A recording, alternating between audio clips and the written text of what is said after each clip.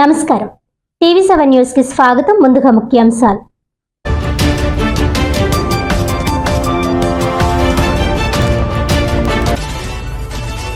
కాకినాడ జిల్లా పర్యటనలో భాగంగా ఉప్పాడ మత్స్యకారులతో మాటా మంతి కార్యక్రమం నిర్వహించిన రాష్ట్ర ఉప ముఖ్యమంత్రి పవన్ కళ్యాణ్.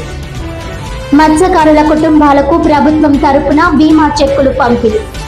జిల్లా పర్యటనకు విచ్చేసిన పవన్ కు ఘన స్వాగతం పలికిన జిల్లా అధికారులు, ప్రజాప్రతినిధులు.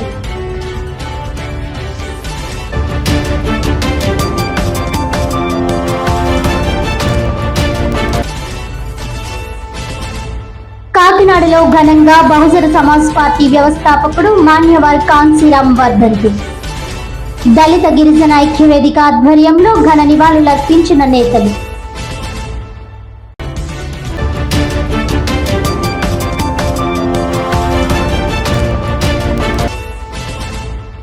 కాకినాడ 3వ AP SP English medium school కు ఎస్బీఐ సహకారంతో కంప్యూటర్ల బహుకరణ.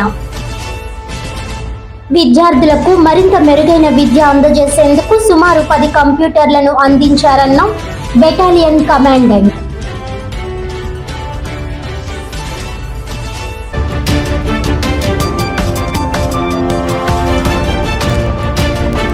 ఇక డీటెయిల్స్ చూస్తే, మత్స్యకారుల సమస్యలపై కాకినాడ జిల్లాలో ఒక్కరోజు పర్యటనలో భాగంగా కాకినాడకు చేరుకున్న రాష్ట్ర ఉప ముఖ్యమంత్రి కొణిదెల పవన్ కళ్యాణ్ కు జిల్లా అధికారులు, ప్రజాప్రతినిధులు ఘన స్వాగతం పలికారు. కాకినాడ జిల్లాలో ఒక్కరోజు పర్యటనలో భాగంగా గురువారం ఉదయం రాష్ట్ర ఉప ముఖ్యమంత్రి కొణిదెల పవన్ కళ్యాణ్ కాకినాడకు చేరుకున్నారు. మత్స్యకారుల సమస్యలపై జిల్లా కలెక్టరేట్ లో జరిగే సమావేశంలో పాల్గొనడం కోసం ఆయన ఉదయం 11 గంటలకు పోలీస్ పరేడ్ మైదానానికి చేరుకున్నారు.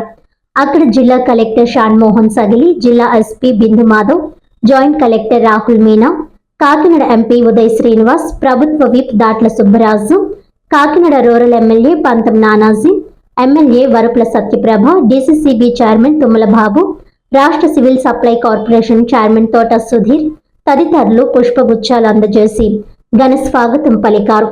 అనంతరం రాష్ట్ర ఉప ముఖ్యమంత్రి పవన్ కళ్యాణ్ అందరినీ ఆప్యాయంగా పలకరించి జిల్లా కలెక్టరేట్ లో మత్స్యకారుల సమస్యలపై జరిగిన సమావేశంలో పాల్గొన్నారు.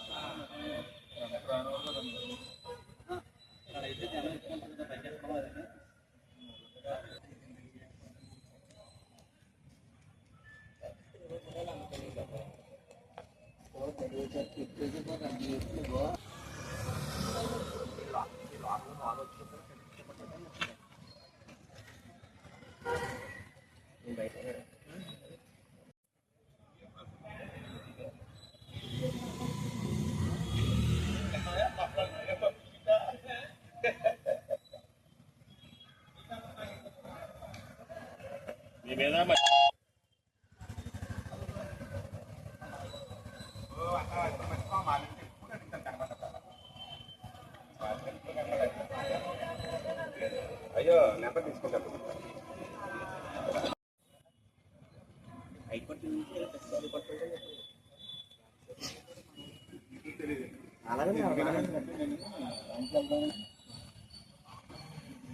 ఆవిడ వస్తున్నాను తర్వాత మీరు వచ్చుంటారు.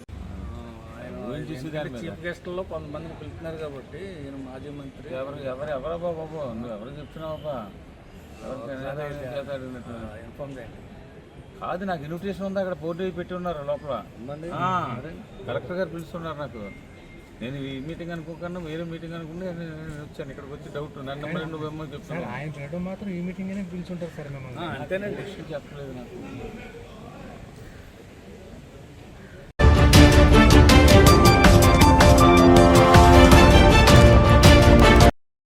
రాష్ట్ర ఉప ముఖ్యమంత్రి పిఠాపురం ఎమ్మెల్యే పవన్ కళ్యాణ్ ఉప్పాడ మత్స్యకారులతో నిర్వహించిన మాటామంతి కార్యక్రమం విజయవంతంగా ముగిసింది.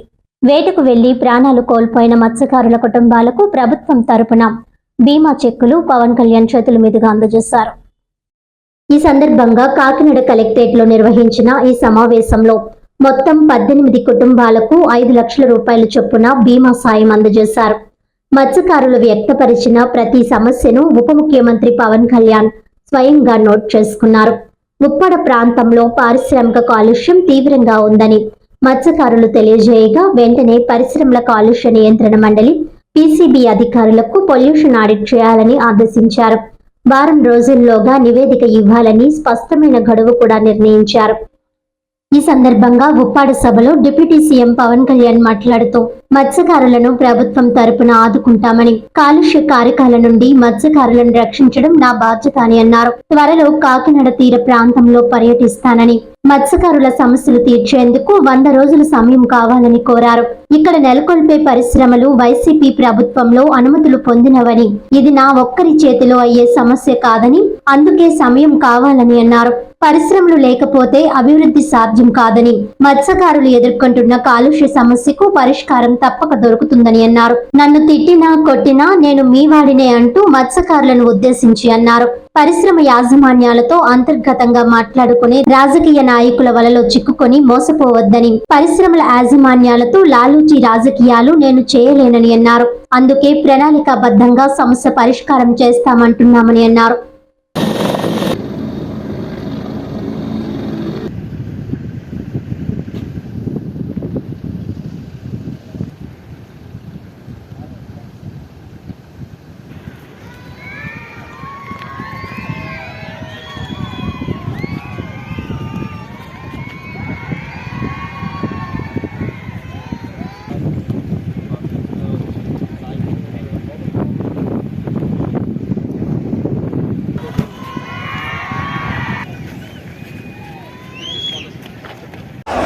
ఇక్కడ విచ్చేసిన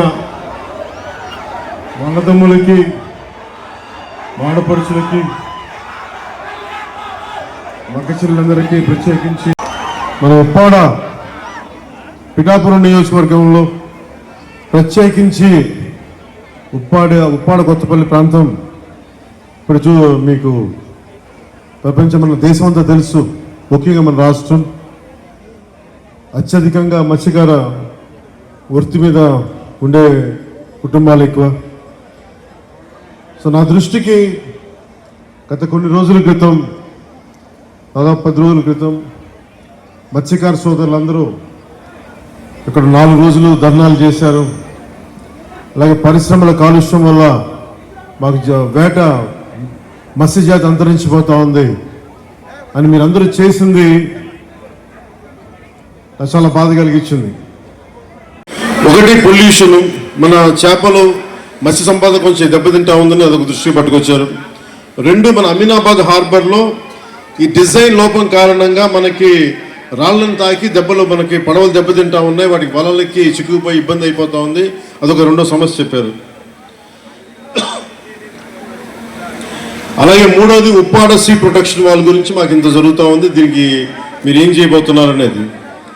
ఇంకొకటి, ఇక్కడ మనకి మత్స్య సంపద దొరకనప్పుడు మేము అంతర్వేదికి కానీ, మచిలీపట్నం కానీ, మిగతాటి నిజాంపట్నం వైపు వెళ్తూ ఉంటే మాకున్న సమస్యలు, అక్కడ స్థానికంగా ఉండే మత్స్యకారుల సంఘాలతో మాకు గొడవలు వస్తున్నాయి. దీని మీద ఏం చేస్తారనేది ముఖ్యంగా ఈ 3 సమస్యల మీద ప్రస్తావించడం జరిగింది. దీంతోపాటు దానికి అనుబంధ సమస్యలు. సో నేను మీ దృష్టికి తీసుకొస్తుంది, అందుకని సీ ప్రొటెక్షన్ వాల్ చాలా అవసరం అని చెప్పి ప్రత్యేకించి చెప్పడం వల్ల ఇది మనం మన సెంట్రల్ హోమ్ మినిస్ట్రీకి చెప్పడం జరిగింది. ఇది 14 మీటింగ్ జరుగుతారు. ఇది నేను మీకు మాట ఇచ్చాను మొన్న ఎలక్షన్ టైంలో కూడా, ఇప్పటికీ నేను మీకు మాట ఇస్తున్నాను. కనీసం ఒక 100 రోజుల సమయం కనుక మీరు ఇస్తే దీనికి ఒక రోడ్ మ్యాప్, ఒక ప్లాన్ క్రియేట్ చేసి మీ ముందు పెట్టి మీ అందరి అనుమతితోటే మనకి ఉపాధి అవకాశాలు ఉంటూనే మనకి కాలుష్యాన్ని ఎలా నివారించాలి అన్న దాని మీద నా ప్రణాళికకి నాకు కనీసం ఒక 100 రోజుల సమయం కావాలి. ఆ 100 రోజుల సమయాన్ని మిమ్మల్ని ఇమ్మని నేను ఆర్థించడానికే నేను ఈరోజు మీ ముందుకు వచ్చాను.